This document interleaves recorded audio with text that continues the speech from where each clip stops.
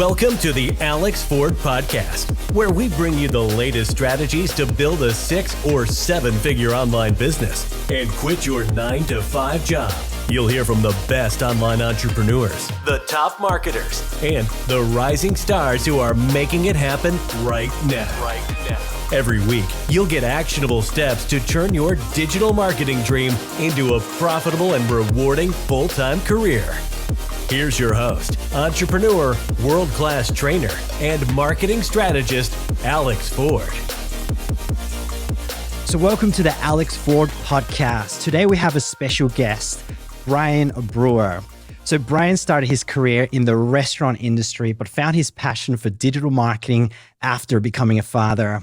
So I'm excited to have him on here because he too has been in this online game, in the online world for over a decade, and he has a wealth of knowledge to share. So today, Brian is a 7-figure earner, a super affiliate, and he's coached and mentored thousands of students to build a profitable online business and quit their 9-to-5 jobs. And my favorite thing about Brian is that he really is one of the good guys online. You see, in a world where there's so many fake gurus and people trying to take advantage of you, Brian really stands out because he truly values people. And from what I've seen, he is of utmost integrity. Brian, say hello to the listeners and share with them, if you could have one superpower, what would it be? Yeah. Hi, Alex. Thanks for having me on the show here today. And hi to everyone who is tuning in and listening. It's great to be here. It's my pleasure to be here. Hopefully I can serve you and bring some value today. I'm really excited to be on the podcast. I absolutely love podcasts because while courses and mentorship and training and all that stuff is really good to help you when you're trying to improve your life, whether it be in business or your health or anything along those lines. Those are great for the way that they bring information together and kind of keep you on track. But podcasts, I think, are fantastic for getting those little golden nuggets that you weren't quite expecting or you weren't sure how to find. Sometimes those are the things that really propel you forward. So it's an honor to be here. Let's talk about superpowers, right? If I could have a superpower, what would it be? And the first thing that comes to my mind is, okay, I'd love to have a superpower in life and I'd love to have a superpower in business. I think those would be separate. So if I could choose two, I would. But since you said one, and since I'm on here for my affiliate marketing experience and not anything I've done in the parenting world, I'll just stick to business, I think, today. So if I could have one superpower, something that I was just incredible at, that would complement what I already have, I think it would be the ability to be the best salesperson on earth. I think that would just be absolutely amazing. And the reason I bring that up is because, as Alex said, I have generated well over $1 million online. I've been an affiliate marketer for many years. I consider myself a really good marketer. But we also have to remember that if we really want to move forward, then we have to work on our weaknesses as well. So I always consistently and constantly try to improve my sales, which is different than marketing in my mind. But if I could just say, all right, I snap my fingers and I'm going to be the best at this, have this superpower, it would definitely be sales, because I think once I had that, the marketing and sales, I think I could probably become a billionaire pretty easily. So hopefully that's a good answer for you, Alex. Once again, it's great to see you here today. So that's amazing, Brian. And look, I absolutely love your response, because I know a lot of people on here are going to be listening or watching and they're going to be like, what, sales? Do I have to do sales? And, when you build a business. And for me, going back before this online world over a decade, I used to say to myself, like, I had this limiting belief that I'm just not a salesperson and I hated it and all of that. But getting into the online world, and I think you probably would agree, might have a similar experience. You get into it and sales, well, one, it's really just communication. Right? How do you communicate better with people to influence? And in fact, you've got kids. And when you speak to a kid to get them to do something, we're in an act of sales to try to influence them, to get them to do something. So it's like when we get into business, looking at having that superpower of sales doesn't mean you're going to be this icky salesperson, used car salesperson. It just means becoming a better communicator. And ultimately, your whole life improves, right? Your business, your communication, your relationships, your kids, and all that. So I think that's amazing. And I personally don't think it's something people shouldn't be afraid of when they're building a business.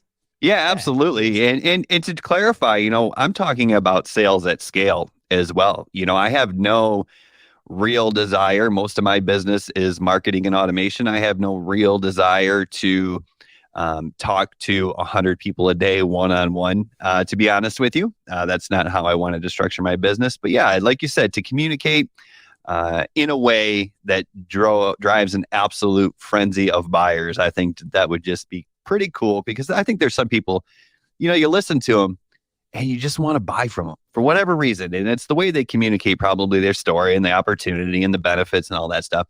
But the thing is you focus on compensating for your weaknesses by relying and leveraging your strengths. And if you become a really good marketer, you don't have to focus as much on sales, I think, because people come knocking on your door ready to buy. Exactly. And then sales doesn't really become sales sort of thing. Like the way that you sell is, like you said, some people you just want to buy from them, but those people, they're not coming across as salesy. It's just this attractive, like the caringness and wanting to help and just pour their value into people. And that in itself is sales. And that's what attracts people. So anyways, that's an awesome superpower. And it's definitely something that I continually work on always, because every time I do, it impacts my business in a positive way too. So that's awesome. So Brian, okay, so I've known you for a few years now. I've learned from you. I've followed you. I was actually on one of your podcast on an episode on on your podcast as well recently, which was a lot of fun, and we're going to talk about that later as well. But I'd love for you to share a little bit about your story so that people can get to know you a bit as well, especially those that don't know who you are. So basically, what led you to finding the digital marketing industry? So where were you before? What's your story? And then what was that defining moment that made you pull the trigger and just jump right into all this? Yeah, I, like most people, got started out of necessity. So I won't go too far back, but really quickly, I went to Michigan State University. Thought I wanted to be an engineer because I was good at math and everyone told me I should be an engineer. And then I got to my freshman year of Michigan State University, took Calc 2 to start, and realized I didn't want to be an engineer anymore. So I ended up in food industry management, not really knowing what I wanted to do. Knew that the food industry was a great opportunity. It was a great program that was a combination of agribusiness management and supply chain management. Supply chain management seemed like something that would be relevant for life. So I thought, okay, let's do it. But when I graduated, I didn't want to necessarily get a job in the field and didn't know how to. And I decided to go into the restaurant industry for a little while. I knew it was easy money and, it could allow me to live in cool places, because generally where cool places are, the cool restaurants are. And generally, if you're at a cool restaurant, you can make good money. So I did that in Michigan for a while. Managed a restaurant there in Royal Oak, Michigan. While I was there, I hired a girl who ended up becoming my girlfriend, later my wife, and then mother of my 2 children. But after we were together for a little while, we both decided we did not want to be in Michigan and we wanted to kind of escape. So we did. We sold everything, and really we gave it away to a friend of ours. His sister had come out of some troubled times, got herself an apartment, needed furniture, needed everything. So we just gave it to her. And she was nice enough to give us what she could. I think it was like $50 or something. But then we packed 2 suitcases. We boarded a plane to Portland, Oregon. And the only thing we had waiting for us in Portland, Oregon was a one-night hotel reservation. We figured we'd just figure it out when we get there. And we kind of did, but it took a little bit longer. It was a little bit more of a struggle. Every morning for 5 days, I would walk down to the hotel lobby with my head hanging low saying, we haven't found an apartment yet. Can we extend our stay one more night? And luckily, they allowed us to stay there for the decent rate that we had gotten for 5 days until we landed an apartment, eventually found jobs in the restaurant industry still. So that worked out great. Spent about 4 years there. Was there at a great time, kind of before it had become what maybe it transitioned to now. It was really at the turning point from old Portland to new Portland. The food was amazing, but it still had that cool lager town vibe, I guess. And when we got married there, we immediately, after returning from our wedding in Las Vegas, Nevada, we got pregnant, decided, wow, if we have this baby here in Portland, we're going to be stuck in Portland forever. And we want to see more things. So we did the most logical thing, and people do when they get pregnant, is we quit both of our jobs and moved 1,000 miles south to San Diego, which is where both of our kids were born. I was once again working in the restaurant industry, waiting tables this time because I know I could probably make better money and I could have a little bit more freedom. Restaurant managers are pretty in demand and it's hard to get away. So I did that. And then our first child was born. Our daughter was born in June, and this was June of 2012.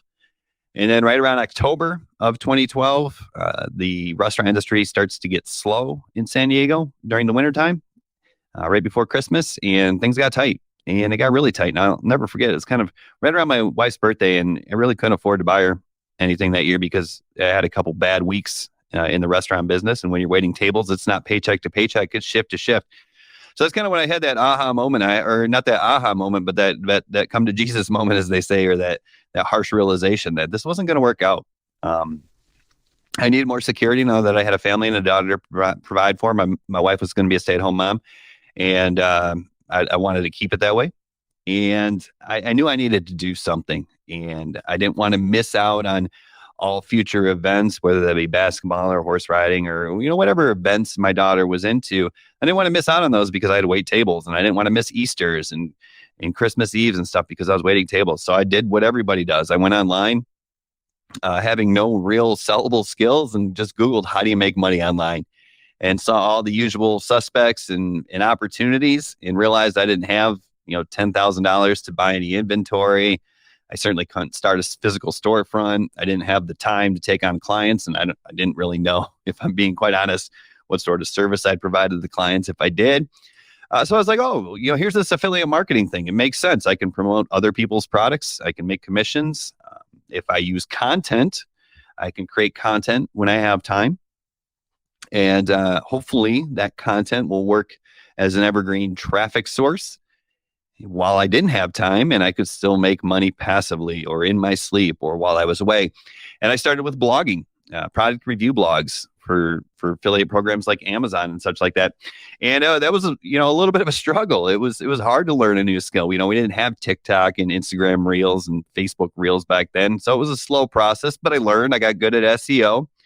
And I ended up ranking some blogs. The first one I ranked was, a niche blog. That's what everyone told me, niche or niche, depending on where you're from, I suppose. And find a niche or niche and create an authority blog on it. It's like, okay, great. That's what I did. I was like, let me find an underserved niche with growth potential that I could probably rank some pages for. And so I chose like magnesium and calcium supplements. And I ranked some pages, and I made a little bit of money. I think I got that up to about $600 a month in pretty passive income, other than writing a blog post a couple times a week. But what I realized is if you find an underserved market, there's not really any money to be made. So that was disappointing. I couldn't scale that at all. So I had to kind of shift from there. Wow, it's so. Firstly, about that, your story. I love that you shared kind of that journey, still a bit far back before going into online business, because usually people's stories like, oh, I was broke, in debt, hated my job, and then I found something. But the way you shared it, like, you're a real person, Brian. You're a real human being, right? You've been through everything I think most people go through in terms of, you're right, trying to figure out, really finding what it is that you want to do, going down the engineering path, the university college path. But then from what I noticed, it's like you haven't really found your passion, that thing that lights you up, right? And I think everyone tends to go through that. And a lot of people might not even know they're in that phase of life where they're just maybe lost. I've been there as well. And you just don't know. Like, you don't know there's other options. You don't know you could have a better life. But I think it's amazing you found digital marketing in 2012, you said. Yeah. And I love that you shared that you started with blogging, SEO, because I got started around then as well, 2011. And yes, blogging, SEO, Facebook ads were coming kind of on the scene at that point. It's tough to a degree when you're learning that, because I learned it, a bit of it, but it's very technical, especially now that there's a lot of aspects to it where, you mentioned TikTok and IG Reels now. It's just become such a simpler game. But yeah, so blogging, SEO, and yeah. Yeah. So the thing about blogging and SEO is that taught me that, I could learn skills that would translate into money.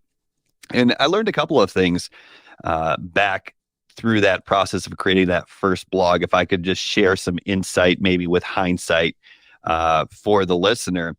And the first thing I learned is once you learn a skill, then you always have it. And that's what was amazing. I took that skill of blogging and SEO, which took me a long time to learn in the beginning, and I really struggled with it. And I applied it to another niche that was much bigger. And guess what? It didn't take nearly as long to start seeing results. And because I had learned from my mistakes and more importantly, adjusted because of the mistakes that I made, that one actually started doing really well. And for me at the time, doing really well as I think I was making around $3,000 to $4,000 a month. So that was really cool. That was kind of my first big win. I was like, oh man, I remember that first time I got the commission payment for $1,800 and I showed it to my wife really proudly. And that's kind of the point where my life changed. And what got me to that point was the other piece of insight that I wanted to share. And that is the motivation factor. Because when I first got started, it was really hard. It was really lonely. Nobody knew what I was doing. Even my wife didn't really know anything about the potential. And I was doing all this work on the side in my free time, and it wasn't really producing any results.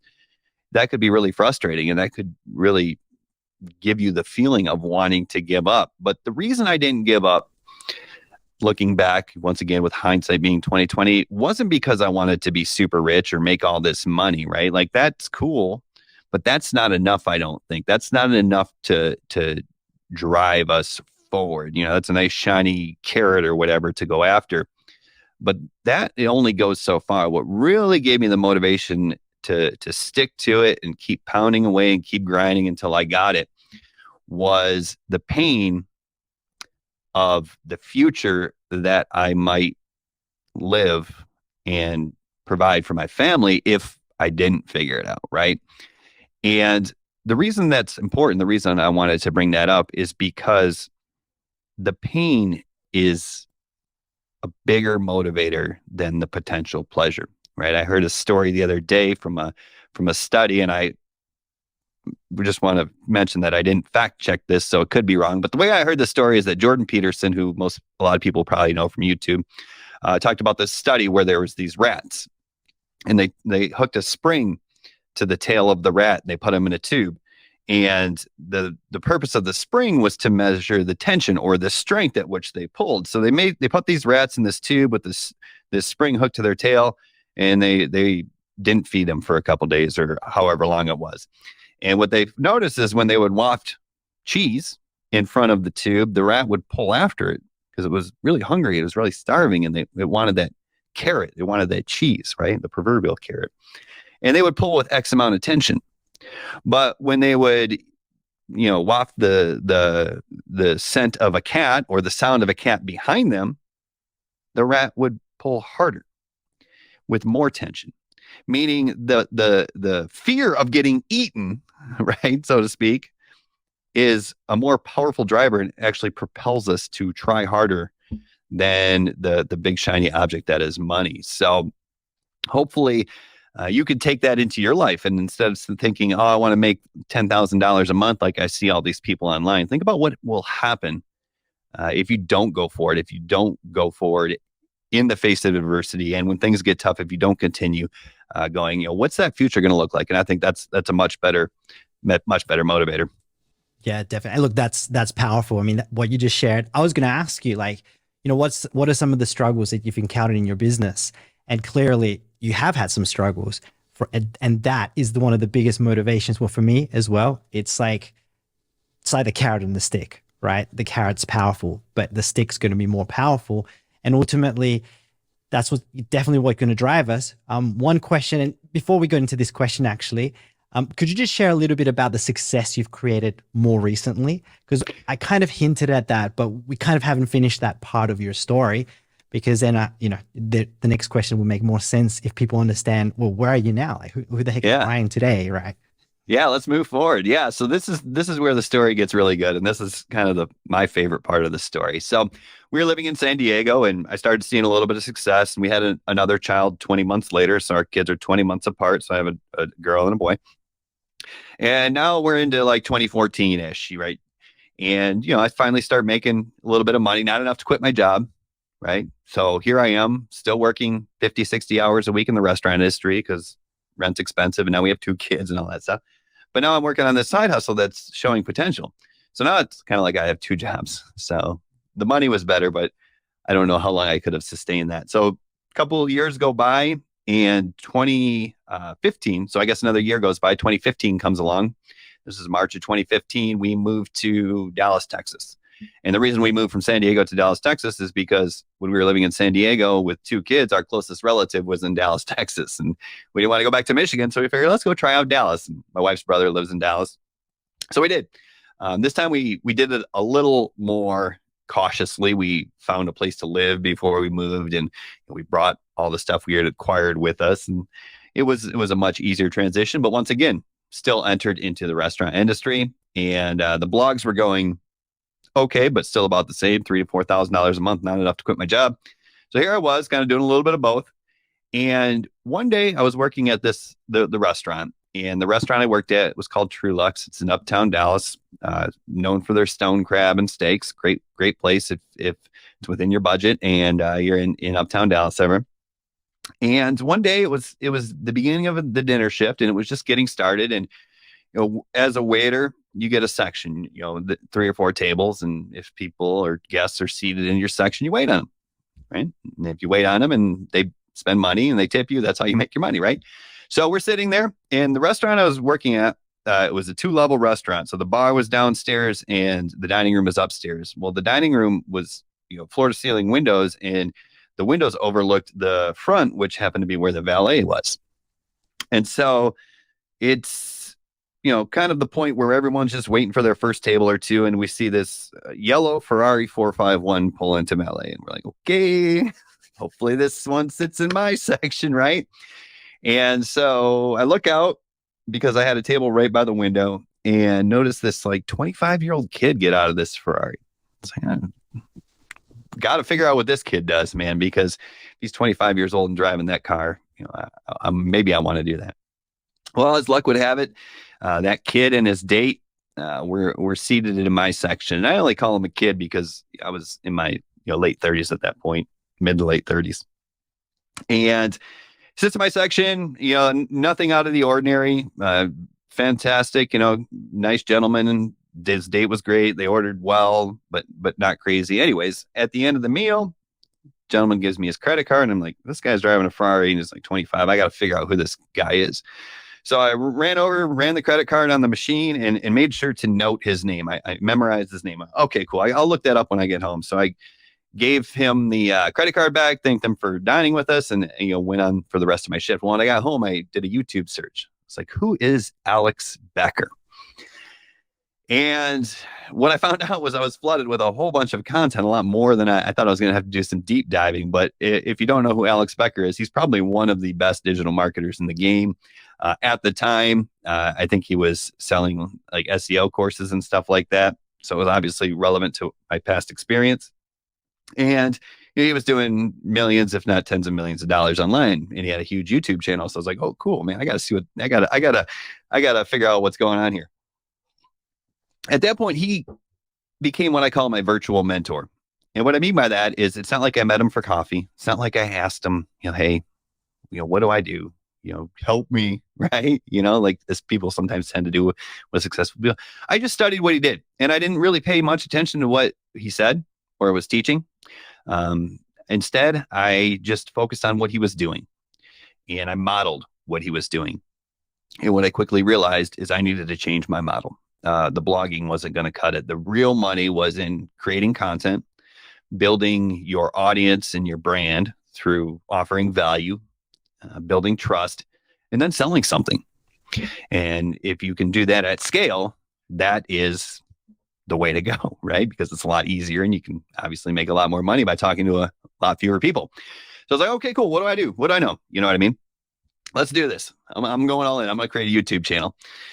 Well, the part of the story that I skipped is in 2015, I took one of those product review blogs that was sending folks over to Amazon, and I was making 3 to 5% commissions. I said, what if I just take all this traffic I'm getting from this product review blog and I create a drop shipping store?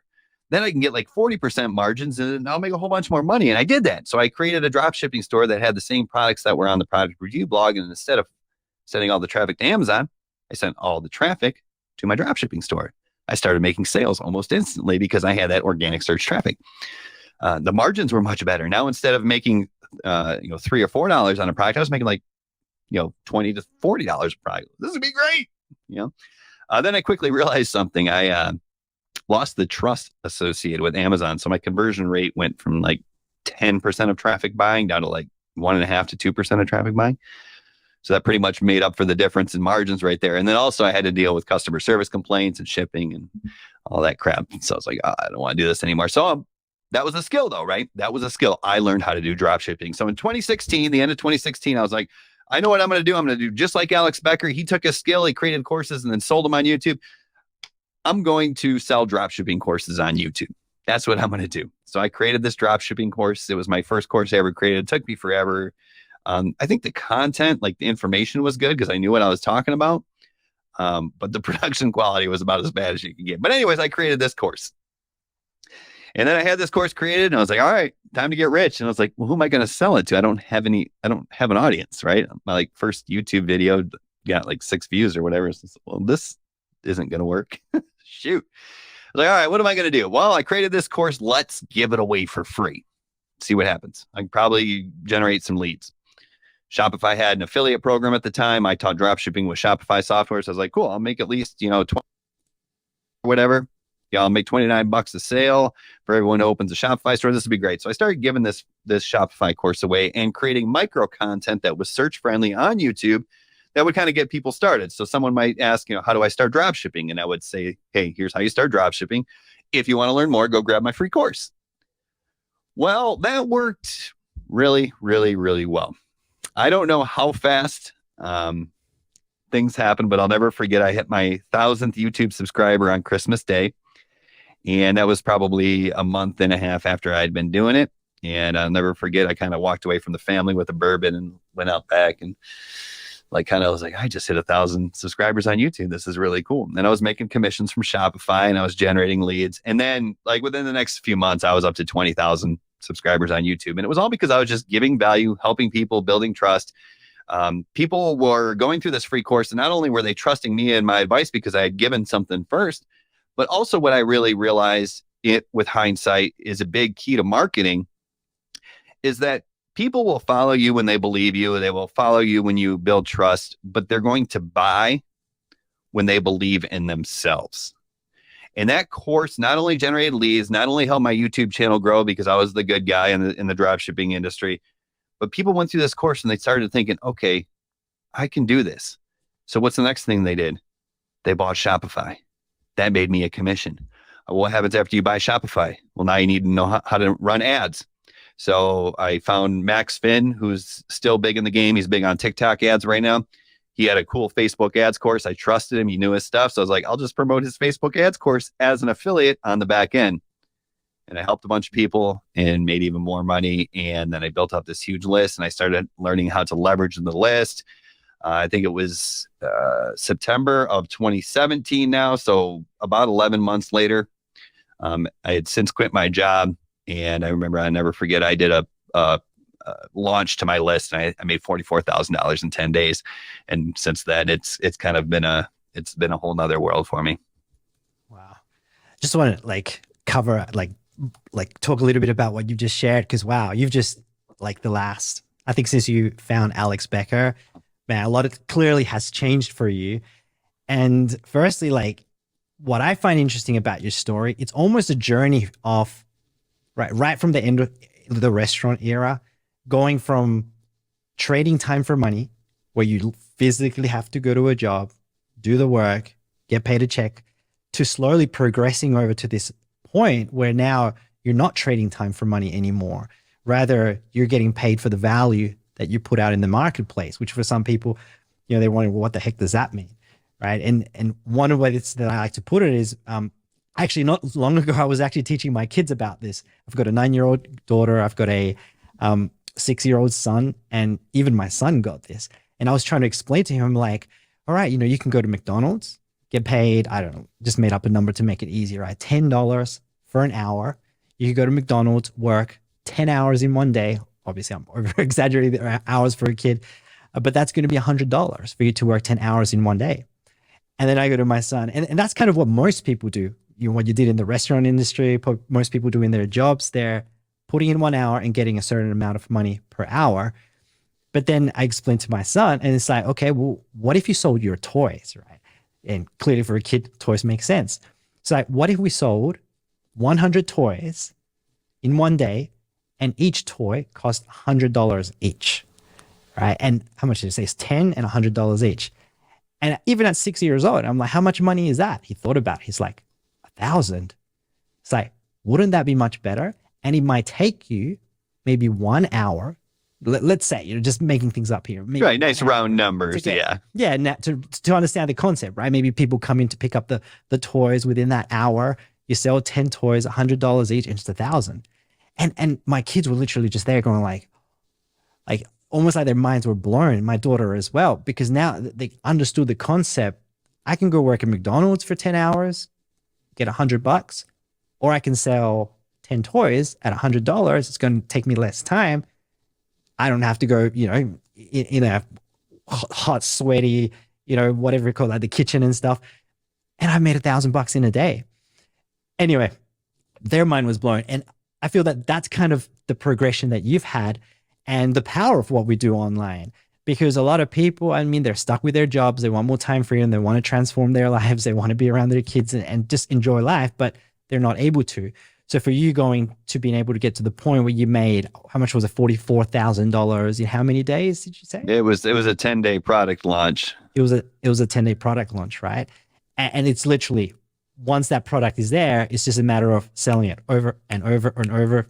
Just like when you have toys, it's just a matter of people coming, here's a toy, here's a toy, here's a toy, right? Which I think is an important concept for people to understand, because when you know that you can go from trading time for money to now, and I don't even know what would be the term for it, but you're just selling, I would call it selling value. I don't even know what that concept would be, but it's something that you can create once, a product, doesn't even have to be your own product, and you just sell it multiple times over and over again. And there literally is no limit to how many times you can sell that in a day. And, clearly you crack the code for that, which is just a huge, shift in the way you do things and the way that you earn. Yeah. And the hard thing, I think, for people, I think a lot about this because I'm always trying to understand the struggles of new folks and, the customer journey, because I teach affiliate marketing now and all that stuff. So I do think a lot about it. And it's hard because, the draw of, say, a $10 an hour McDonald's job is, if you go put 10 hours in today, with the exception of waiting for the pay period, you pretty much make your $100 today or whatever. Whereas in entrepreneurship, the results come after the hard work's already done. By the time I was making $44,000 in 10 days, I was really not doing all that much. Maybe creating a YouTube video a day, or maybe 3 YouTube videos a week and sending an email. And that was it. But before I saw any return, I created the course, right? I created the YouTube videos. So it is hard to really justify, I think, for the beginner who hasn't seen results yet. But the fact of the matter is it's exponential. Your return, in the beginning, you might make $0 an hour for a long time. But then, someday you might make $1,000 an hour or more. Exactly. And totally agree with that. It always takes longer. I think this is where a lot of people quit too soon as well, because, even if you're doing affiliate marketing, which we'll talk about in a sec, which is just selling other people's products, you don't have to get started creating your own. That personally, I don't even recommend that, because for most people, it's way too complex to, set that up. And it could take you months, maybe years to create a product. But then you've created it and you don't know how to market. So it's just like, it just continually extends. So anyway, let's continue with this story, because I think this was a big shift in your life into just realizing, oh my God, I can make money now without having to put as much effort. So how did you progress from that? Because you mentioned that, you teach affiliate marketing now. How did you progress to that? Yeah. So from there, I did that for a little while, definitely through 2018. And, life was good at that point. Not that it wasn't beforehand and not that it isn't now. I've always just really appreciated my life. But what I meant by that is it was easy.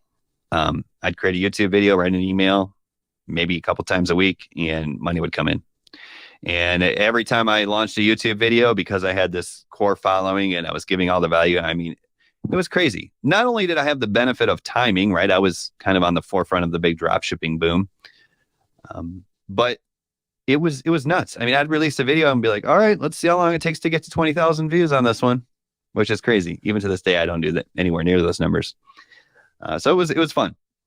And then in 2019, I got, like I say, too full of myself, maybe. I don't know. That's what it seems like on the surface, so we'll go with that. And I thought, wow, I'm a genius. I should create courses, maybe because I'm bored, maybe because I didn't think drop shipping would be around forever, even though for some reason it continues to be a thing, but it works for some people, so that's fine. It's just really difficult. It's complex. It's not difficult. It's complex compared to other opportunities like affiliate marketing, which is why, even though I did it, even though I made money with it, even though I taught it, it still baffles me, like all these years later, like affiliate marketing is so much easier. But anyways, in 2019, maybe full of myself, maybe just wanting to create more courses to just try to make all the money in the world. I don't know. I started creating YouTube courses and email marketing courses and brand building courses. And I think they were good. Certainly by the time I got to my fourth course, which was a brand building course, I think that was a really good course. And the reviews and testimonials back that up. But the problem is now all I was doing was selling, and I wasn't truly passionate about email marketing. I wasn't truly passionate about growing a YouTube channel. So that meant I didn't bring it. And what I realized at that point is no one gives a crap about me. And no one gives a crap about you if you're listening as well. And what I mean by that is they might wish you the best, but they only care about what you can do for them. And so if I wasn't, bringing that spark and that passion for the courses I was creating, because I didn't have it, and therefore there was nothing to transfer to other people. I wasn't super passionate about YouTube. I was pretty good at it, but I wasn't super passionate about it, so I couldn't bring the energy. And you have to bring the energy in order to give people that are listening to you or following you the energy first. You got to give them something first. And if it's just energy, if that's all you have to give them, then just give them energy, and they'll take it and they'll feel better about themselves. And they'll be like, okay, let's move forward. Right. So that was kind of 2019, really blew up my successful business. Luckily, we had some money saved up, but I think it seems like, if I remember correctly, and I can't be quoted on this, like I got down to $4,000 in a month, or $4,400 sticks out in my mind for some reason. And that was sometime in 2019. And for some people to make $4,400 online seems like a gift, like amazing. And there were times in my life where $4,400 online would have been a gift and amazing. But when you come from making, 50, and, you buy the cars and, your lifestyle hopefully doesn't get out of control, but it definitely levels up a little bit. It starts to get pretty scary. So I was like, oh shoot, I got to change this. I got to shift. So I was like, all right, well, what's worked in the past? Well, affiliate marketing and creating value and building brand and helping people is what worked in the past. Right. So about February of, 2020 now, right before the whole world shut down, I was like, all right, I've been hearing about this legendary marketer thing. I had run into Nathan Lucas, who was kind of one of the OGs of legendary marketer. He did 7 figures mostly through YouTube, and I was big on YouTube. So I was like, all right, cool. Let's check this thing out. So prior to February 2020, I sent just a quick email to my list, who wasn't really targeted for the type of education that legendary marketer has or offers, but I was like, let's just see if anybody buys. And I think 8 people bought the blueprint. So I think I made just over, $8,000 or $9,000. So I was like, okay, this thing has legs. This thing has potential. So in February 2020, back to the story here is when I was like, all right, I'm going all in on legendary marketer.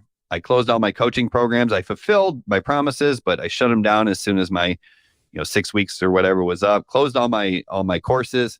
It's like, I'm going all in on Legendary Marketer, and I did. And I started with YouTube and helping people and providing value, and I started seeing results. And then at some point, I don't remember exactly when it was, whether it was March or April or whenever it was of 2020, I found TikTok. I don't know what this thing is, but let's give it a shot. And started creating short form content on TikTok for Legendary Marketer. Before we get into TikTok, I just wanted to cover something because, as you're sharing your story, there's all these things that come up, right? That, people might just miss. Mm-hmm. And one of the things you mentioned is, you went from making, I think, $40,000 a month to $4,400 in a month, which I agree. For most people, that would be their dream online. But it's interesting because I had a similar story with my business as well that I relate to, that I want to share it briefly, because starting an online business sometimes feels like especially like the marketer's message for a beginner or someone that hasn't got started, feels like that's the cure for everything. Right. But it's not always going to be the cure, because you got to find yourself. You got to find what you want to do. You're going to have highs and lows. That's just going to come with the territory. And you got to kind of accept that as well. So for me, like 2011, I got started. It was a online network marketing company, and I got to $10,000, $20,000 months. Right. But I got to a point where, I changed strategies, went to a traditional business, and I ended up getting into $180,000 debt because of that traditional business. Ended up declaring bankruptcy in the end after 12 months of running that. And I ended up going back to online business, and literally now being, from so much debt, and then going back into an online business, and 3 months later getting to $10,000 a month. Like, these things can happen, right? And when we get started, there's going to be times where even your own decisions you're going to make, you might think they're the best decisions. And I see it happen a lot. People start with one program, make a lot of money, they go over here, and then the whole money is wiped out because they made these not the best decisions. But then I see a lot of people that just completely quit the game forever. And I'm sure you've seen that, Brian, a lot, right? But we are going to go through challenges. There are going to be these ups and downs, and you're going to get distracted and shiny object syndrome. But always knowing, like you said in the beginning, if you know that vision that you want in the future for yourself, for your family, but you also have that pain that, well, if I don't make this happen, or if I get distracted, but I can still get back to what was working, was the big thing you said. It's like, always go back to what was working, and just know that no matter what happens, as long as you continue working towards that, it's still going to be better than the pain in your job, right? You're always going to be able to progress forward in your business. So I thought I'd share that, because I feel a lot of people, as soon as a challenge happens, people just give up too quickly, because they don't understand that there are going to be challenges in online business. There are going to be problems. I like to call them the quality problems, because you're still going to have problems in your job, right? Mm-hmm. Your boss, you don't have much time. You're not going to see your kids. But then you have an online business, you're still going to have problems. But then they're quality problems. It's, how much money you're making now, you got to pay more tax. Or, maybe you do get distracted a little bit, which can happen to, I think it happens to everyone, but that is a quality problem, because you can always, go back to what was working and continue to grow your business. And then closing the coaching program, I actually did that as well last year, because I had that. And to a degree, I was trading time for money as well. But it's like, sometimes you also have to make decisions where you're like, okay, affiliate marketing was working. That's the one thing that was making the most money. And you just have to make these decisions to close other areas of your business. But ultimately, that just ends up resulting, in better results, better, more income, more time, more freedom, and all of that. So anyway, just wanted to kind of cover that a little bit. But let's continue, Brian. So from there, TikTok. Yeah, so I'll talk about TikTok. But one thing I want to mention that you brought up, if I could, is you talk about the challenges. Yeah, in the beginning, go into it knowing there's going to be challenges, but it's worth it.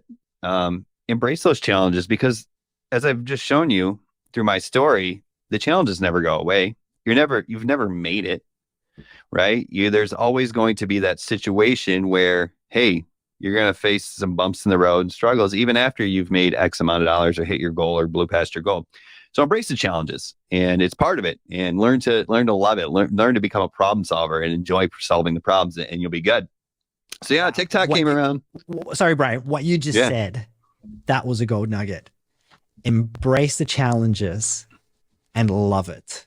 Like if someone's watching or listening, write that down, because in what you've said, I think we get, and I think this happens in school, right? When we go to school, it's like you're supposed to almost be perfect, right? Get these tests and aim for 100%. And if you don't get, all the answers, you kind of, you get B's, C's, and that doesn't feel as good because you didn't get A's. So we kind of get programmed to think that, like avoid problems, avoid, failing in a way. But it's like what you said, it's like embrace it. In fact, expect it and love problems.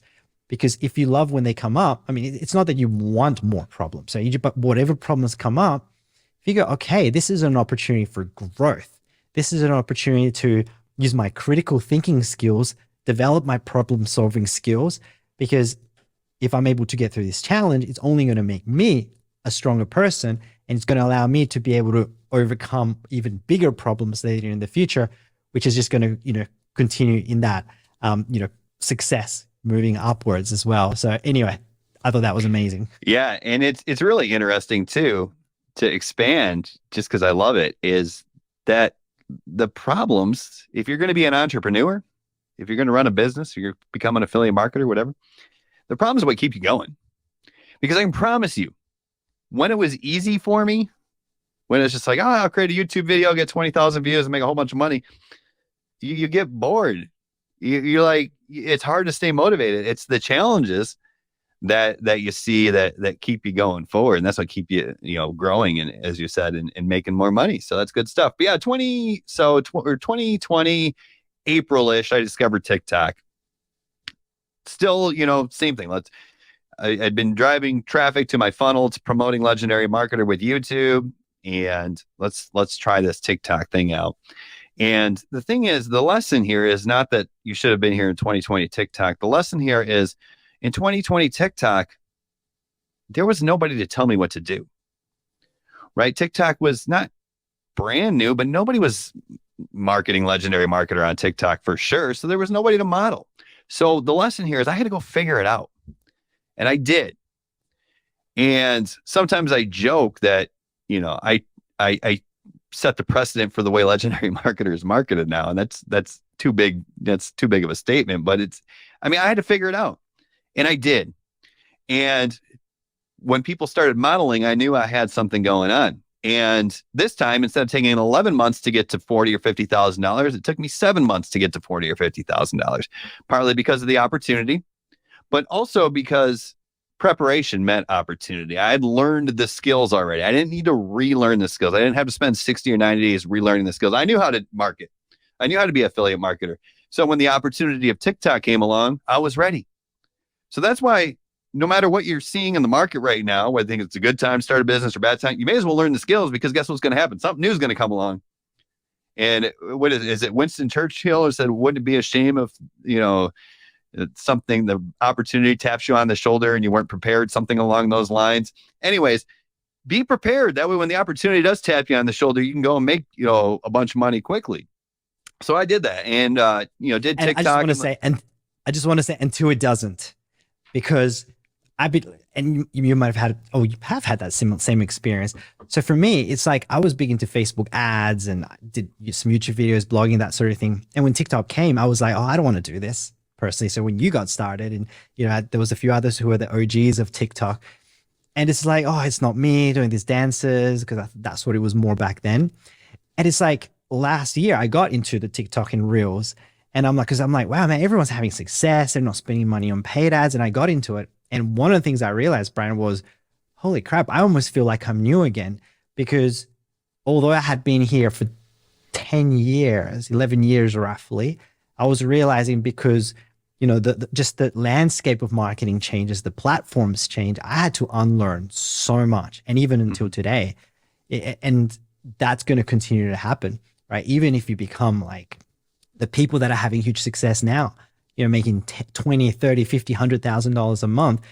If someone's listening or watching to this, take this as a huge tip, because one day in the future, the landscape is going to change again. And if you're making $50,000 a month right now, you're going to get to a point where you're not going to be making that. And it's very easy to be like, oh, just kind of hope, oh, when's it going to go back to the way things were? When's it going to go back to, because that was easier, right? And you're kind of stuck in the past. And I've seen a lot of people that make a lot of money get kicked out of the game because of that as well. But then what you got to realize is, like, if your money ends up going down because the landscape is changed, then that means that you have to change too. You need to almost relearn new skills for, like AI is coming up now as well, and all these other things that might, change everything again. But also you got to unlearn a lot, which is, been a huge lesson for me, which I feel like that's what you're saying as well. And it's always a game. It's an ongoing thing. An analogy in a way, I was hearing with the AMA in America, right? I'm in Australia. Here's in the US. AMA is the American Medical Association. They have a stat that when a doctor goes to college and graduates, the half-life of the body of knowledge of the medical industry, it doubles every 2 to 4 years, roughly. Might even be every 2 years. So the doctor that graduates today and he starts practicing, in 2 years, his knowledge is going to be outdated, right? And that's why they have to continue to, update their knowledge, unlearn their past things. And it is the same thing for digital marketing, affiliate marketing, no matter what level you're in. So, I think that's an excellent point, because if you look at just the landscape right now, I mean, I'm comfortable and I'm building and I'm growing and I'm doing new things. But the fact of the matter is, there's people who've, you started in 2011, I started in 2012. There's people who started in 2022 who are making more money than both of us combined. You know what I mean? And that's not to say that I should feel that I'm not doing a great job. We shouldn't compare ourselves to other people. That's the thief of joy, as they say. But the fact of the matter is, they've almost like automatically evolved to another level that maybe we have to unlearn some things in order to, quote unquote, catch back up with them. Because like you said, things change. So it goes back to what we highlighted earlier. You better embrace the challenges, embrace the learning, because here I'm on my, 6th iteration of my affiliate marketing business. And the thing I'm most proud of is the fact that I'm still in the game, and probably for you as well. The fact that we're still in the game is a better testament to our skills or desire to learn new skills than any amount of money we've ever made in a single month, day, or year, Absolutely. And one other thing as well, based on that, because there's going to be a lot of beginners listening to this, and they've heard a lot of what you've gone through, and a lot of people are going to think, oh, do I have to go through all that as well? And what you just said is, like, there actually is, like, I fully believe there is a benefit to being a beginner with zero knowledge, because when you come into something like this, also there was a term I learned a long time ago. It was I've got it, ignorance on fire.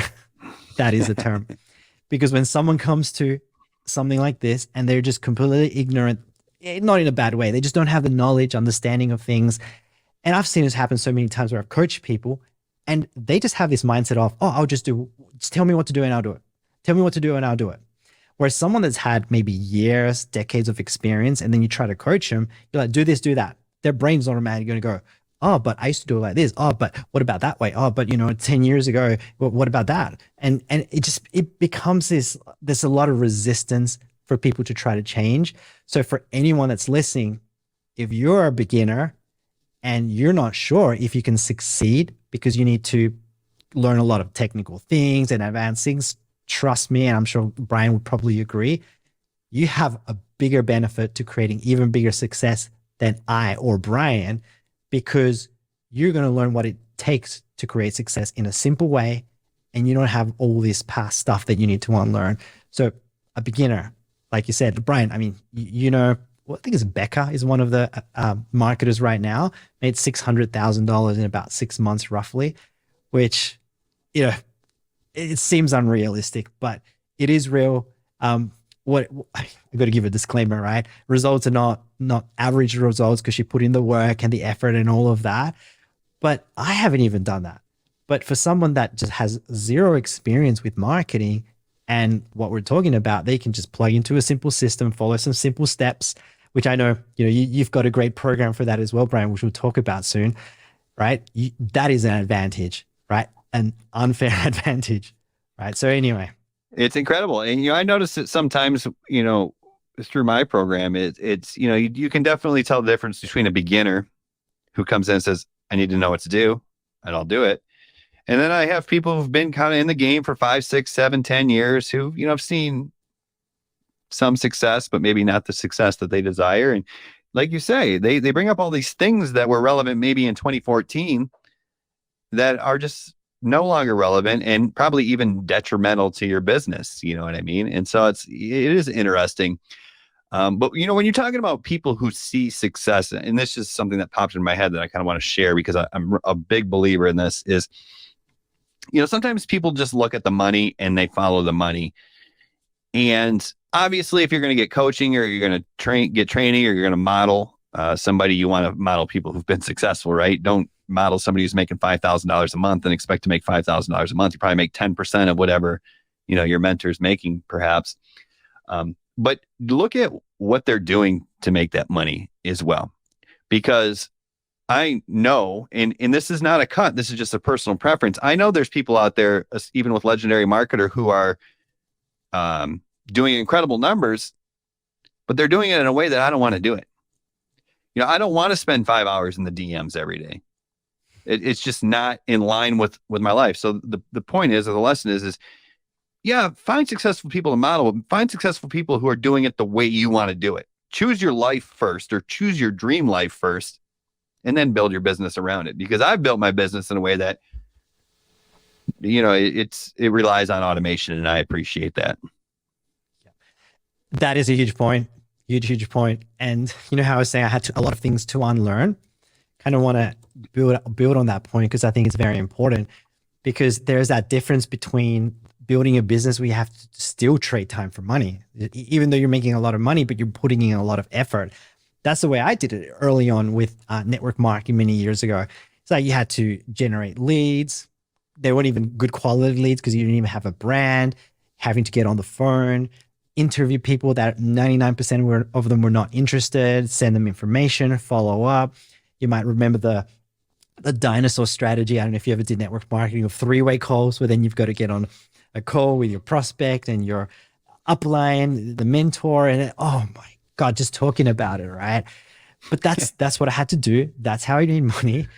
And then transitioning into digital marketing, online marketing, that's been like one of those huge things that's been really hard for me to let go, and it's still a work in progress. But anyway, so when I transitioned from not doing things on the phone, then I started listening to people. Okay, go on the DMs, speak to people, reach out to people, and spending a lot of time with that.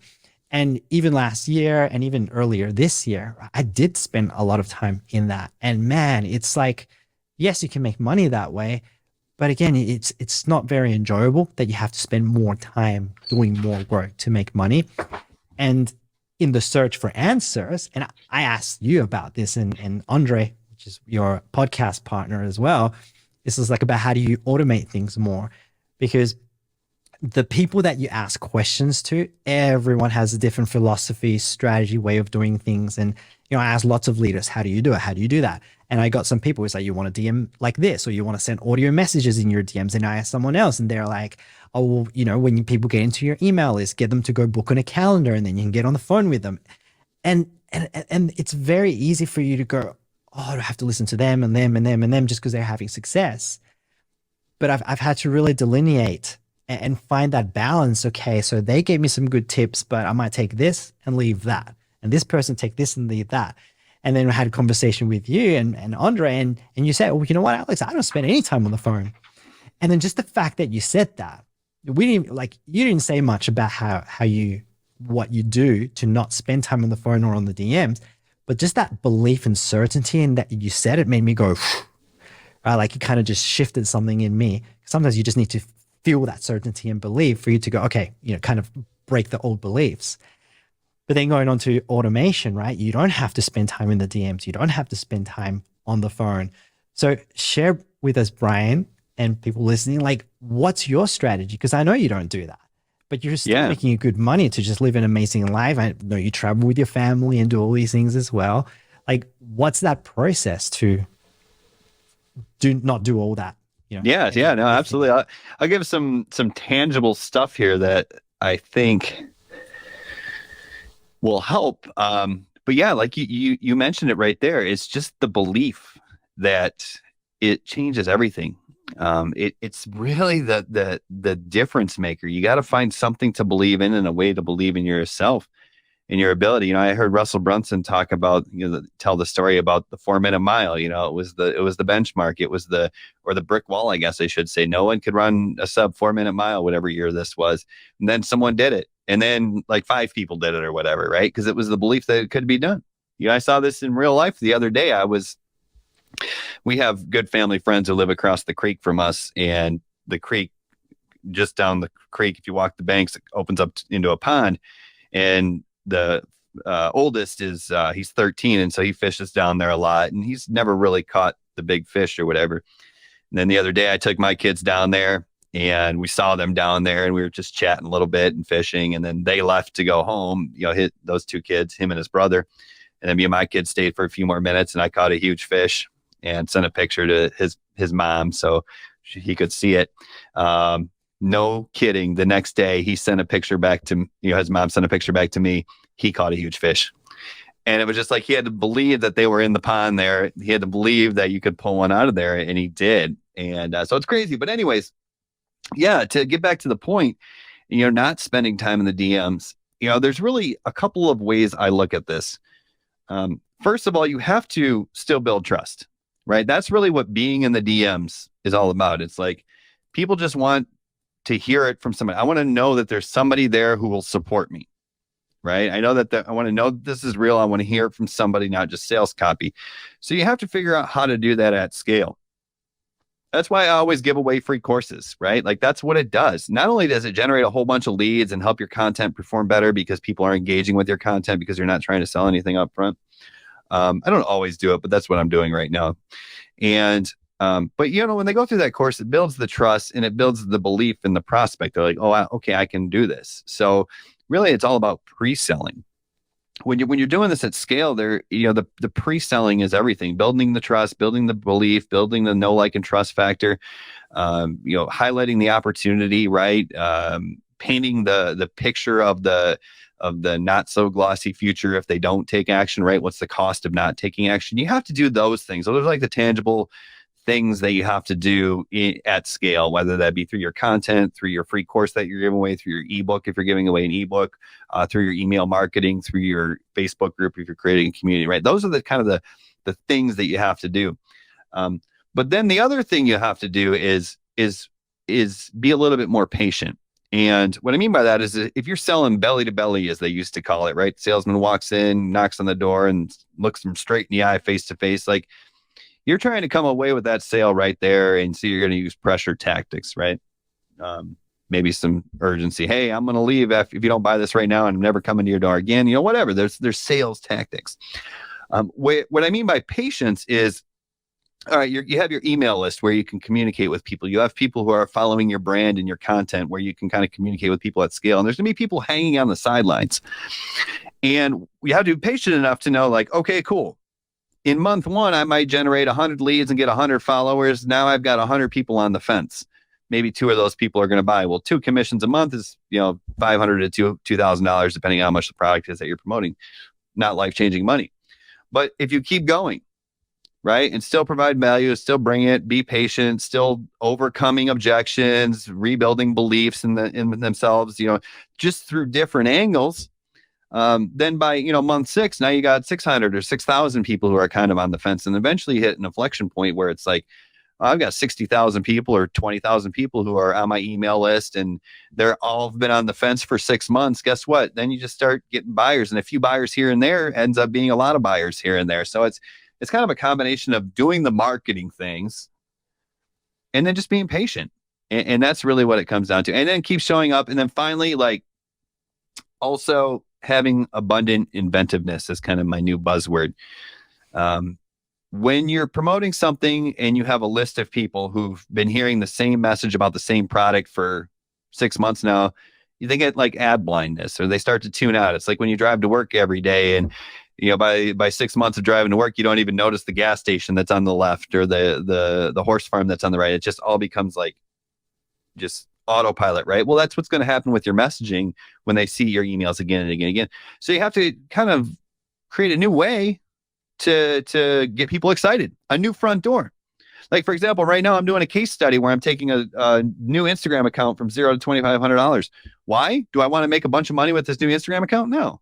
I want to prove to people that it's possible by showing them a new angle. And that's the abundant inventiveness. So, objections, beliefs, but, new front doors and patience, I think it really sums it all up. Yeah, I think that's very powerful because, there's two ways you can do it. I mean, I've done that, the DMs, and that does produce results, because it's a lot more time, but you go to follow up, send the info. Did you watch it? Follow up again. Eventually I got questions. You can get on the phone with them, you can answer them, and then you can make one sale. But the effort to get to there is a lot. And then when you kind of, I think it's the word, extrapolate that across a lot of other people, then it's a lot of effort. But that's what I'm finding as well. It's like, I'm seeing, like we said, all these newer people that are just skyrocketing their success within a few months, right? It's 3 months, 6 months. And here I am, I've transitioned more to the at scale and automated things.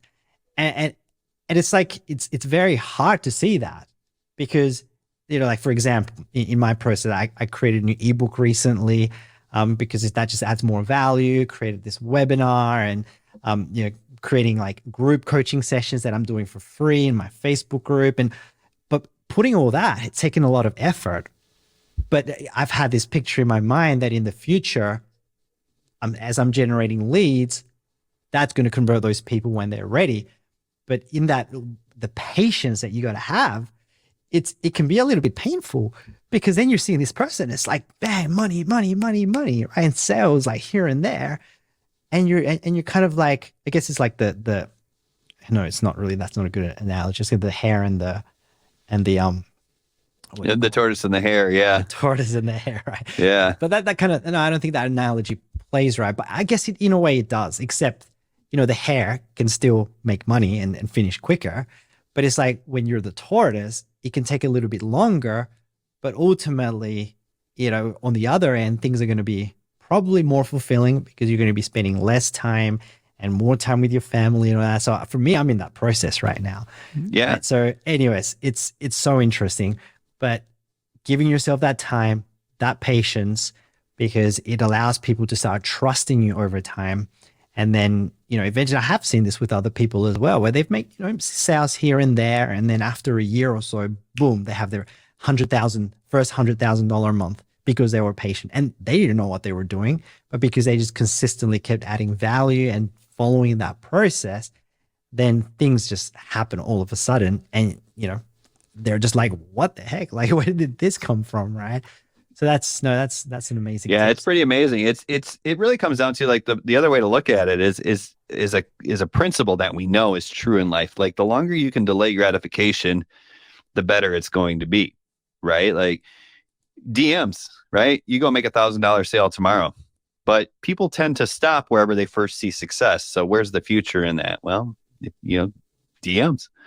Whereas if you can just hey, I'll be a little bit more patient and build up this trust with this bigger following, then, after it hits, so to speak, you still have to reinvent yourself from time to time, but it is kind of like that tortoise walking through the park and kind of just casually, comfortably meander through and go about your business and still win the race, so to speak. And being okay with that. I think that's the biggest one because a lot of people, and I've experienced it myself, being that tortoise, is sometimes a little bit painful because you just want to be at just that huge level of success that you're aiming for. But when you're not there, it's, what's that saying? It was expectations is, I don't know what it was. It's expectations is what kills dreams or something. I don't know what it is. Right. But it's just when you let those expectations go and just follow the process and allow that to happen over time, that's where you're surprised with the results that you can really create. So that's, yeah, it's interesting. I've proven this time and time again. How long does it take, right? That's always the question. How long is it going to take to make money, right? Well, I'll tell you, if you kind of know what you're doing, it'll take about 6 months. If you kind of don't know what you're doing, it might take 12 or 15. right? But I can promise you this, however long it takes, right? It takes as long as it takes. Once you get there, you're not going to care how long it takes. It took me 4 years to quit my job. Do I care now? Heck no. Just glad I did. And I haven't had to go back. That's great. I'm the same too. It took me, I think, about 3 years to quit my job, roughly. But it's just like in hindsight, you go, oh, that was easy. 3 years. If I have to do that again, I'll do it again. But when you're new, it's like I thought I would be $20,000 per month in 2 months. But because you're not thinking long term, and you think it's going to happen within a few weeks, a few months, and then again, that's why many people quit, right? But it's like, it's the same. A thing I'd like to say, it's just like give yourself at least 2 years, right? At least 2 years to learn, put in your effort, and then if you're like wondering, like or like questioning yourself, I'm like, wow, 2 years isn't a long time. I love to, say, well, ask yourself, where are you going to be in 2 years anyway, right? Because you can just continue doing this thing and continue learning and getting better and improving. But if you quit, you're still going to be in that sucky job that you don't like with the boss that you hate and not seeing your kids and coming home at 7 p.m. at night. So it's just like, man, just choose your hard, right? Just choose your hard. 100%. Yeah, absolutely. I mean, and eventually you'll get there, and you will. And I think that's why people give up too, because they come in with expectations, like you said, of I'm gonna make $100,000 in a month, and then they don't make any money in the first 3 weeks. And I just heard Dave Sharp say this: is they end up giving up before the miracle happens. And how sad is that? They probably don't realize, hey, if they would have just done another 3 weeks, they probably would have hit their breakthrough. Or if they would have done another 3 weeks a couple times, so 6 weeks, 9 weeks, 3 months, whatever. And eventually it happens. And then you don't care how long it took. But you got to keep going and stay motivated, right? That's the thing. And I just kind of popped into my head. You have to bring the same enthusiasm you had on day 1 on day 30 when you haven't got the results yet, because you have to transfer something to somebody. And if you don't believe in something, or you don't have excitement or motivation about something, then why the heck would your prospect have motivation or excitement about it? You have to transfer something to them. So you got to come, you got to bring it. Have the perfect analogy for that. All right. So you're married, right? You've had, I'm not sure, girlfriends, I've had girlfriends, right? It's like when you enter in a relationship, right? As a man, especially as a man, right? And women will understand this. You would do anything for her. It's like, honey, can you take out the trash? Yeah, I'll go take out the trash for you. Yeah, right? And, right. Hey, honey, picking flowers on the way back and, really going over the top. Yeah. Can you go pick up all the clothes that you left on the bedroom floor? Yeah, I'll go pick up my clothes and put them in the laundry, right? And then like a few months go by, a year go by, and then you've got your girlfriend or, your spouse, whatever. Hey, honey, can you go take out the trash? Oh, she's telling me again. Oh, no, why do I have to do that? Can you go pick up that clothes? Oh, right. This is like that energy changes for a lot of people, right? And not speaking from experience here or anything, but, that energy changes. But then what happens is that's where the breakdown in relationships happen as well, marriages and boyfriend, girlfriend, or whatever. And I heard Tony Robbins say this once, which I recommend from, to go learn about the mindset and success aspect of things. But I heard him say, it's just like, if you're having issues in your marriage, well, start being the person that you were when you first met your spouse.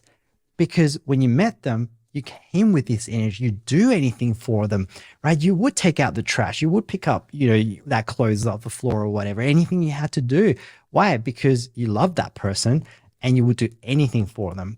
And if you just did that in your marriage would improve and you'd have the most amazing marriage you'd ever have, which is the exact same thing when it comes to online business, except with a business, you're married to your business, right? That's your relationship here that you're building.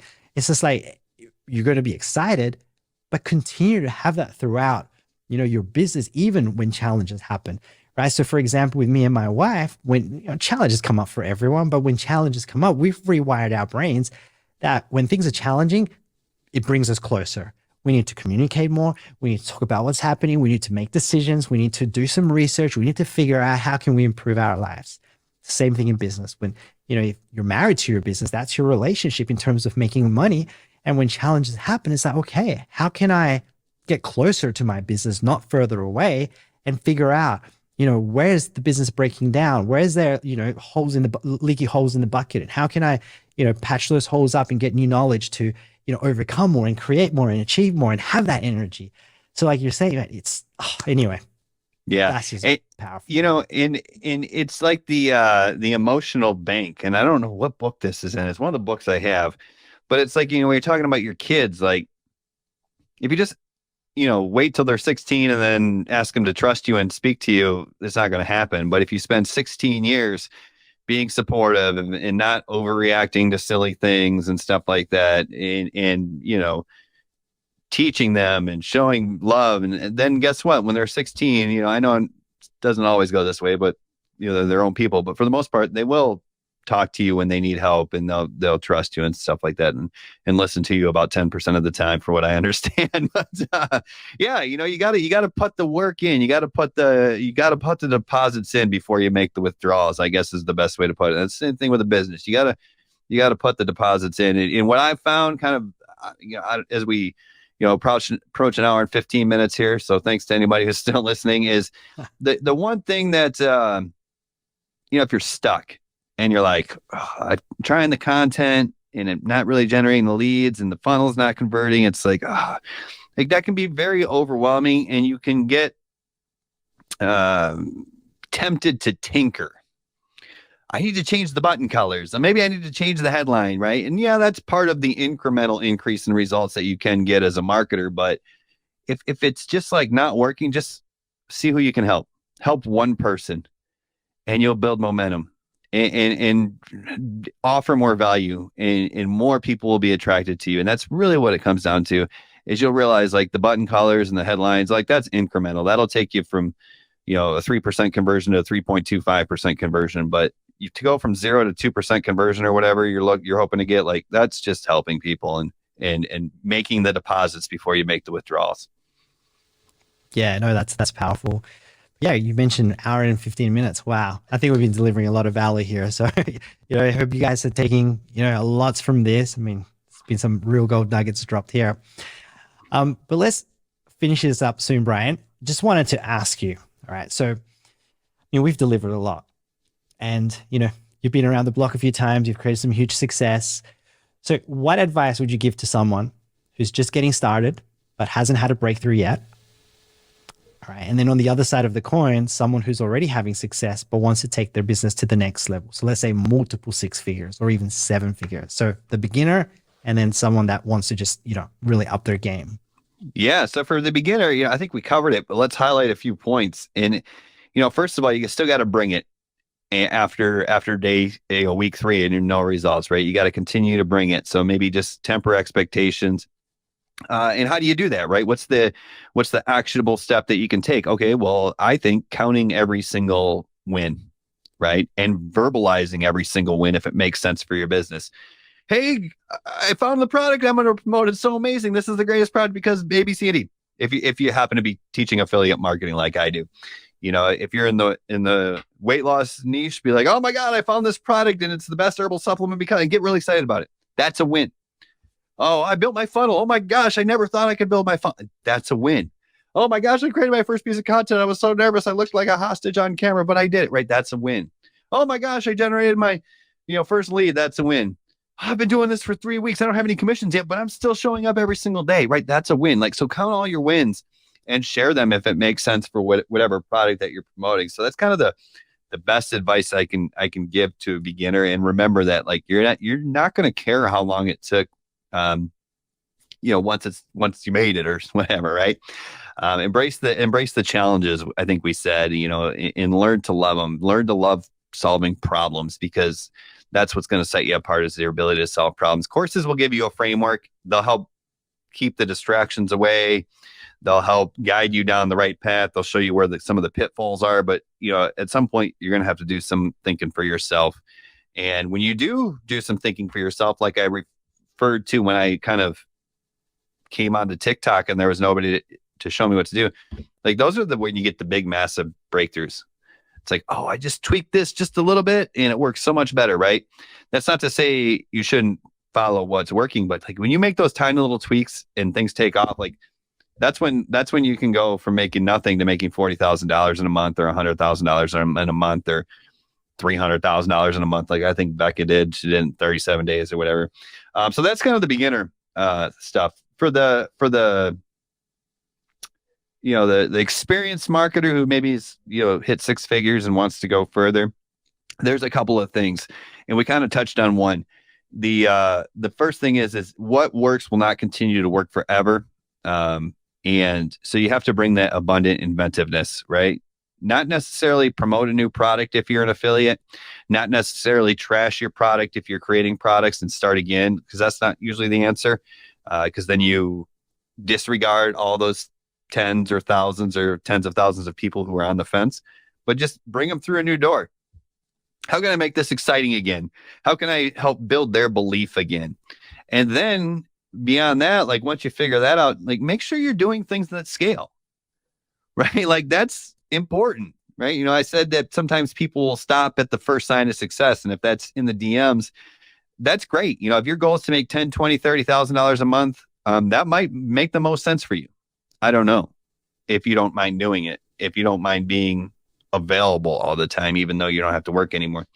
I personally don't want to be available all the time. When I go on vacation, I don't post a bunch of content. I'm like, we're on vacation, and we go on vacation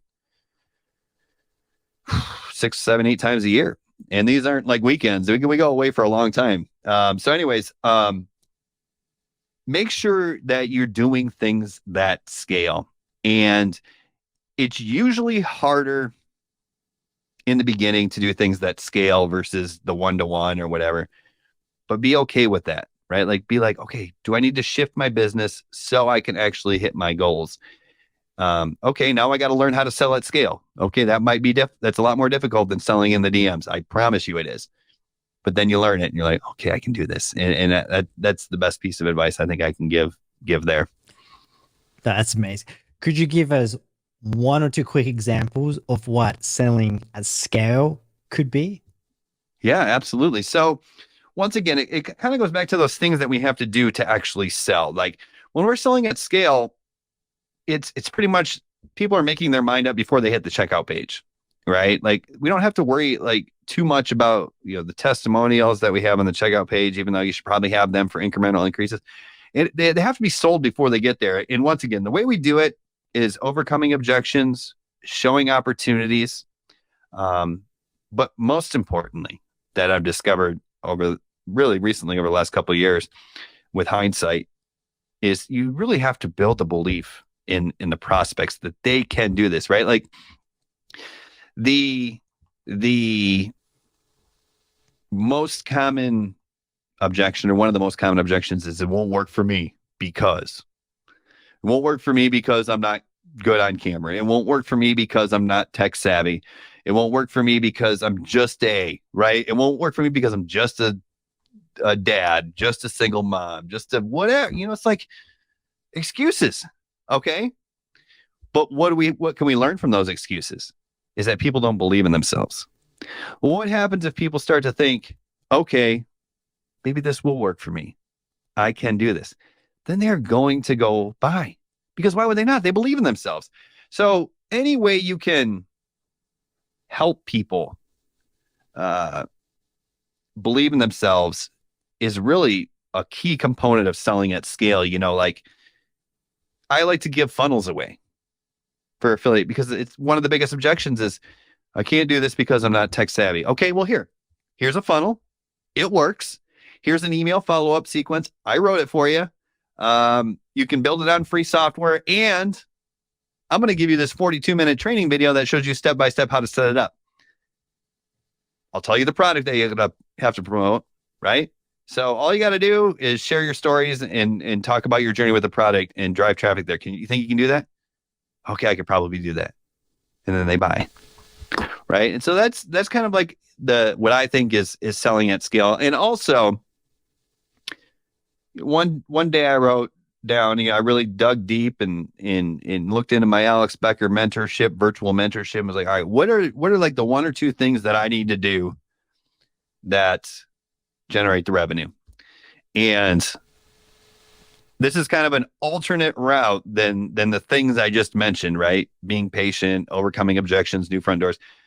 A more direct route that doesn't necessarily work better, but can, is content and webinars, right? Like if you can create a killer webinar and drive traffic to it, things are going to work out and you'll be able to sell at scale. I think that's powerful. Like both those things, as you mentioned too there. So the way I see it is, like if you're making six figures already, you would have skills and the ability, I have something to learn, to maybe create your own basic course or something that you can, doesn't even have to be a basic course, could be a YouTube video that's unlisted. And then you just give them a Google Doc with the funnel they can import and all those resources to make things easier for people, because then they don't have that excuse. Then the other thing you just mentioned is the content and the webinars, which I actually just finished a webinar last week for, I promote Legendary Marketer as well. And for me, that's been a huge, I haven't launched it yet, but I can already see it's a huge game changer because you can answer objections and everything. Like if you were having a one-to-one conversation in a DM and the person was like, okay, but what about this? Oh, but I don't know if I can do it. Oh, but I don't have the money, or but I don't have the time. And you have to go back and forth answer those questions. It's like when you know what those objections are, you can create a webinar, overcome all of those objections of the webinar while adding value. So by the time someone's at the end of the webinar, all those objections are gone and they're ready to purchase, sort of thing. And that's one to many instead of just doing that one-to-one. And then you're spending a ton of time with individual people, right? 100%, So, right. Yeah. And I think that's an important point, is what you just said about writing that webinar is I really wanted to jump on that before we got off track, is because you said, hey, now I can overcome objections and reframe beliefs and all that stuff at scale, right? But how do you know those things? Because you started to understand your avatar or your ideal customer, probably through all that time you spent in the DMs. And I just wanted to bring that up because I kind of trashed the DM strategy a lot. And we did. So what I a little bit. Yeah, a little bit. Because what I actually teach in my program is that in the beginning, right? Do all the hard stuff first and then start whittling away at it until you can get it down to just a couple easy things. There is so much value in the beginning. I know that's like, especially the people I attract, they don't want to be in the DMs because I don't want to be in the DMs, and you attract people who are kind of like you. But what I'm saying is, in the beginning, when you're creating content, you don't have a lot of followers. There's so much value in just actually talking to people and being available. I still try to answer every single one of my emails. It can give you that first big commission, which can be a huge boost to your ego, to your belief system, to your content, because you can leverage that if it makes sense for the product that you're promoting. But the more selfish reason is you learn so much about your customer avatar through talking. And what you're going to do is you're going to see like, oh, there's only like 6 questions that all the people have for this product. So I can just answer those in my first 6 automated emails. Like, you're creating an automated email campaign, you don't know what to write. Yeah, just answer the questions, right? Answer the objections. And so there is a lot of value in actually talking to people in the beginning or when you're promoting a new product, and then just figure out how to automate it. Yeah. And you know what? We'll finish up soon, but there's only like about 4 or 5 general objections too, by the way, for anyone that's listening to it. I'm just going to give it to you guys. And these are it. I don't have the time. I don't have the money. Brian mentioned the other one. I don't know if I can do this, or it seems too hard. Right? And then there's some other, the other one is, I go to speak to my spouse, right? I need their approval to do it, which is generally a result of them not believing that they can do it too, right? They're looking for validation, yeah. An excuse looking for validation for not making their own decision based on it. Those are generally the big ones. And then there's some small ones in terms of marketing, which could be, do I have to create videos? I hate selling. I actually got a list I created the other day as well. So it's like, I hate selling. Do I have to buy the products is a big one as well. Like, do I have to spend money on things? No one will buy from me, or why would anyone buy from me? And another one is, so I'm not an expert. I don't have a following, right? And I think those are pretty much the general objections that people are going to have. And we're not going to have the time here to actually cover them, but let's cover a couple really quickly. What do you think? You want to cover a couple really quickly? All All right. sure. So I just from what I've seen, so I'm not an expert, right? Big objection. I think it's the last one you mentioned. Great. You have a beginner's advantage, right? Which we covered already, right? Right. So, You're going to learn a product or promote the product. Well, the first thing you're going to have to do is learn the product. So just, recite back what you've learned. What's going to happen? It's going to get people excited, and then they're going to be like, where do I learn more? Oh, here's the product. You just made a commission. Tech savvy. I can't do this, right? Giveaway funnels, right? That takes the load off, makes the things easier. I don't have the money. It is a tricky one. There's a bunch of ways to do it. But what's really interesting is when they say, do I have to buy the product in order to be successful with it? And that's kind of a variation of I don't have the money. And I always say, hey, imagine you're going to go buy a Mercedes.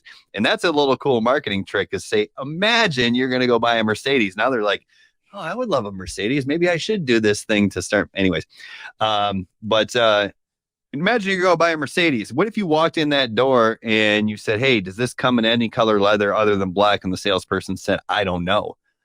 Oh, okay. Well, is this a V6 or a V8? What happened if the salesperson said, I don't know? Would you ever in a million years go buy the car from that person? Absolutely not. So the salesman, has to know the product. So yeah, you should probably buy the product that you're promoting is a good one that works. And then the last one that I thought of is when, people say, I got to go ask my spouse, just turn it around and be like, well, has your spouse been researching affiliate marketing for 6 months? No, of course they're not going to be interested. They haven't done the research like you. They don't understand the opportunity like you because you've been doing the research. So of course they're not going to be, you know what I mean? And it's kind of turn around and be like, hey, you got to make the decision for yourself. And I hope maybe that'll overcome, some of the problems with looking for the validation and so on. I want to mention another one about that, the spouse, because I just found the spouse one, like there's two variations here. It's like, oh, I got to go check with my spouse. I got to run it through him, or I got to do some research. I feel they're both very similar in some respects. And I love what you said, because I've used that as well. I've also used the opposite of that, because a lot of people do use that. Like, oh, like you got to make your own decision as well, right? There's variations to that. I've used, sure, absolutely. Definitely go, ask your spouse, do as much research as you can, because I want to make sure that if I'm going to be, investing some time into helping you, build your business, that I know that this is going to be the right decision for you. That's right. Worked so good for me, because when everyone else is also saying, you got to make a decision. Why do you have to speak to your spouse and variations? And then you go, oh, absolutely. Do all the research you want. You can find information on YouTube, on Google. You can go on the company website and have a look at the products there. People go, oh, this person isn't trying to sell me. They're actually empowering me to do what I already said. Right. And because you've said, if I'm going to be spending time with you, and obviously there's different ways you can spend that time, but if I'm going to be spending time with you to help you grow to help you launch and grow your business, they go away thinking, okay, this person didn't sell me. This person didn't try to change my mind about what I wanted to do. And they're committed to spending time with me. And literally, I've had people come back the next day, boom, $5,000 sale. Right. And I think that's when you're selling courses and coaching and stuff, people just want to make sure that the money they invested, that someone will be there on the other side to take care of them. And if you can show people ahead of time that you're going to take care of them, then they'll be like, all right, things will work out. Because, people love spending money. They just don't want to get ripped off. And I think that's part of the reason that amazing overcoming of the objection works so well. So yeah, that was awesome. And I think so many people would have got so much value from that. Guys, this is stuff you can use, whether you're in the DMs, speaking with people on the phone, even on webinars and doing that at scale. You can overcome these objections in, some of the ways that we've mentioned. But I think that's a very powerful thing I think we've given there, because that's one of the biggest things that holds people back from actually, closing that sale. So awesome, Brian. That's a lot. So, hey, I think that wraps up this episode. Thank you so much, Brian. I mean, you've given a ton of value here. But before we go, just could you share with us what is the best way people can connect with you? Yeah, absolutely. Yeah, podcast, which we were going to talk about. So yeah, I'll just give you the lowdown really quickly. I mean, my name is Brian Brewer. If you can't find me online, I'm not doing a very good job. I do have the free course, which I think we briefly alluded to. It's the 90-minute affiliate challenge. And I think Alex will have a link for you if you want it. It's an 8-module free course, and it will really just kind of show the way that I do affiliate marketing now, but also the way that I think the most beginners are having success. And there's specific reasons why. So that link is alexfordpodcast.com/Brian. Again, that's alexfordpodcast.com/Brian for those that are listening. Awesome. Perfect. And then, the podcast is what I'm, really excited about right now. This is a newer podcast. We just launched episode 25. It's my partner, Andre Jermachev, who's another 7-figure affiliate, and myself. We started this after Funnel Hacking Live 2022. We decided to just go for it, and we did. We're on episode 25. Alex was on. Great episode. It was episode 13, I believe. So go ahead and search that. You can find us on all the major podcast platforms or evolvedmarketingpodcast.com, which I see is on the screen right now. Or you can find us on YouTube as well. We just started releasing daily clips as well as the full episodes every single Wednesday at 8 a.m. Central Time. And I think that's a great place to come over and get those golden nuggets that you might need to supplement your success. So I do appreciate you having me on, Alex. I appreciate the fact that you came on our show and shared a bunch of knowledge. I still think you have the coolest studio of everyone we've been on. Maybe a couple other guys who had some cool stuff too, but I appreciate everyone who's listened in as well. Awesome. No, I appreciate that. And thank you for having me as well on your podcast. Definitely go check it out, guys. I think it's episode 13 roughly. That was a lot of fun as well. Just you'd be able to deliver a lot of value. And leading on from this, I mean, I'm on that podcast, on that episode with Brian and Andre. So if you guys have time, go check it out now. I would highly recommend it. Not because it's me, but I just feel that there is a lot of value on there. And now that you know who Brian and Alex is together, I think it just makes sense to go listen to that.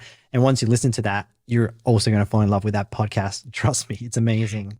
Well, I appreciate that. And it's a great episode too, because some people who listen to your podcast or follow you, you're going to see a different Alex on that podcast. And it's a good Alex. So go check it out. But it's going to be a different Alex because he was the guest, and it's a little bit different when you're the guest versus you're the host. So definitely go check it out. I think you'll love it.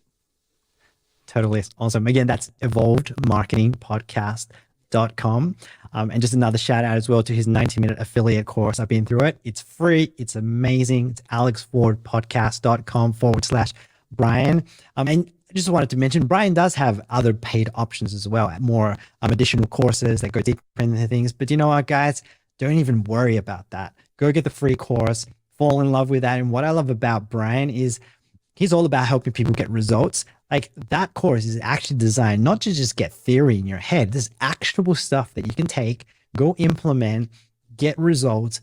And one day, if you wanted to purchase something that was, an additional, more advanced product, you can do that. But, at the moment, it's one of the best free courses that I've seen around. So alexfordpodcast.com/Brian. All right, so that wraps up the episode. You've been hanging out with Brian and myself, Alex Ford. Again, Brian, thank you so much for all the value you've given. I mean, there was a ton on here. I think people could listen to this over and over again and just get more from it over, every time they listen. But yeah, thank you so much, Brian. I wish you plenty more success, and hopefully we'll catch up to all these newbies soon, eh? Yeah, exactly. They keep us motivated, right? They set the new benchmark and kind of maybe destroyed some of the false beliefs about what was possible strictly with organic. But yeah, thanks again, Alex. I appreciate it. Thanks, everyone. And we'll see y'all soon. All right. Thanks, guys. Goodbye. Thanks for tuning in to the Alex Ford Podcast. If you enjoyed this episode, make sure to visit alexfordpodcast.com for more free resources on how to build a 6 or 7-figure online business and turn your digital marketing dream into a profitable and rewarding full-time career. And if you love this podcast, remember to subscribe and follow Alex on Facebook, YouTube, and Instagram.